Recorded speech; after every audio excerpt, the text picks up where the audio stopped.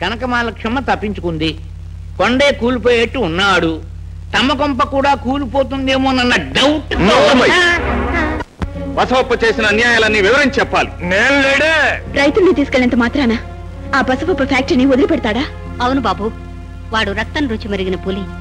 మాటు వేసి మేకపిల్లను మింగిపోతాడే గాని వేటుకు దొరకడు. తెలుసమ్మా, వాడిని వంచాలంటే సంఘటిత శక్తి కావాలని తెలుసు. అందుకే రైతుల్ని సమీకరించి తీసుకువెడుతున్నాను. మీ నాన్నగారు ఒకప్పుడు ఇలాగే వాడిని ఎదుర్కొని మా నాన్న చిందించిన ప్రతి రక్తపు బొట్టుకు వాడి నెత్తురు బొట్టుతో ఖరీదు కట్టి బాకే చెల్లిస్తానమ్మా. ఏ పవిత్రమైన ఆశయం కోసం నా తండ్రి ప్రాణాలు అర్పించాడో ఆ ఆశయాన్ని నేను పూర్తి చేస్తాను. బ్యాలెన్స్ షీట్ తయారు చేశారా రామస్వామి? చిత్రం చేశానండి. ప్లీజ్ బసవప్ప గారు ఊరుకోండి. మీరు ఈ ఫైల్ ఒకసారి చూసి సంతకాలు చేస్తే మిగతా అన్ని కార్యక్రమాలు నేను చూసుకుంటాను. ఫ్యాక్టరీని కన్న బిడ్డలా పెంచుకొచ్చాను. ఆ కొండయ్యగాడి పెళ్ళం ఆస్తి కోసం వాడిన అబద్ధం కోసం ఇంత దారుణం జరిగిపోయింది. ఊరుకో రామస్వామి, ఊరుకో. కన్న కూతురు అత్తవారింటికి పంపేటప్పుడు బాధగా ఉండదు? అలాగే ఇదేను. 4 రోజులు పోయిన తర్వాత కాన్పు కోసం ఇలా ఇంటికి తిరిగి వచ్చినట్టు నిజాలు బయటపడి మన ఫ్యాక్టరీ మనకే వచ్చేస్తుంది. ఊరుకో. ఇదిగో సార్, వెళ్ళొస్తా. ఫ్యాక్టరీని జాగ్రత్తగా చూసుకో.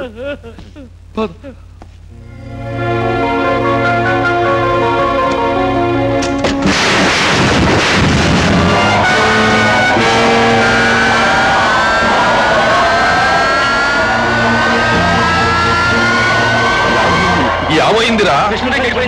హరి హరి, దుర్ముహూర్తంలో ఫ్యాక్టరీ అప్పచెప్పాం. ఇలాంటిది ఏదో జరుగుతుందని నేను డౌట్ పడుతూనే ఉన్నాను. నా డౌట్ కరెక్ట్. మిషనరీ చెడిపోతే ఫ్యాక్టరీ మూతపడినట్టేనా బాబు గారు? నన్ను అడుగుతావేమిట్రా? కోర్టు వారు హ్యాండ్ ఓవర్ చేసుకున్నారు కదా. మిషనరీ ఏ జకోత్సవేకియా నుంచో తెప్పించి గవర్నమెంట్ ఎప్పటికో వేయిస్తుంది. ఎప్పటికోనా? అయితే వేల కొద్ది ఎకరాలు వేసిన చెరుకు పడినంత ఏం కావాలి? వంట చెరుకే వాడుకోండి. ఇదంతా కోర్టు గొడవల మూలంగా వచ్చింది. కోర్టులో బోసుగాడు కళ్ళబొల్లి కబుర్లు చెప్పి ఆగిపోయావేం బసవప్ప? ఎందుకు ఆపుతానయ్యా?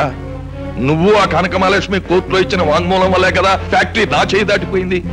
ఈ ఫ్యాక్టరీ నా చేతిలో కనుకుంటే ఇప్పుడు లక్షలకు లక్షలు ధారపోసి విమానంలో మెషినరీని ఇంజనీర్ని తెప్పించి ఫ్యాక్టరీని పనిచేయించేవాడిని, రైతులకి ఏ కష్టం లేకుండా చూసేవాడిని. మీరు పోట్లాడుకున్న మా నోటికాడ కూడు బాధేశారు కదా. పిల్లల మీద పుస్తకాలు దాడిపెట్టి సరికేసాం కదయ్యా. మా బతికండి రావాలా? ఇప్పటికైనా మించిపోయిందేమీ లేదు. వెంటనే సమ్మెలు సత్యాగ్రహాలు జరిపించండి. ఈ ఫ్యాక్టరీని తిరిగి నాకు అప్పగించేలా చూడండి. మీకు ఏ కష్టం లేకుండా చూస్తాను. ఇతన్నే నమ్ముకుంటే మీ నోట్లో దుమ్మే. బసవప్ప, గొర్రెనే నమ్మాలి కానీ కసాయి వాడిని నమ్మకూడదు. ఈ రైతుల మనసు విరిచి నా మీదకు రెచ్చగొట్టాలని చూస్తున్నావు కదూ? నీ నక్క జిత్తులను నార కింద తొక్కేసి నీ దుర్మార్గాన్ని కాల రాస్తాను. నా సర్వస్వం ధారపోసైనా సరే చేలల్లో ఉన్న చెరుకు పంటను బెల్లపచ్చల కింద మారుస్తాను. జయం మాదేనని నిరూపిస్తాను. అయ్యా, వీడి దగ్గర మంత్రశక్తులు ఏమన్నా ఉన్నాయా అన్న డౌట్. రామస్వామి, నీ డౌట్ కరెక్టేనయ్యా.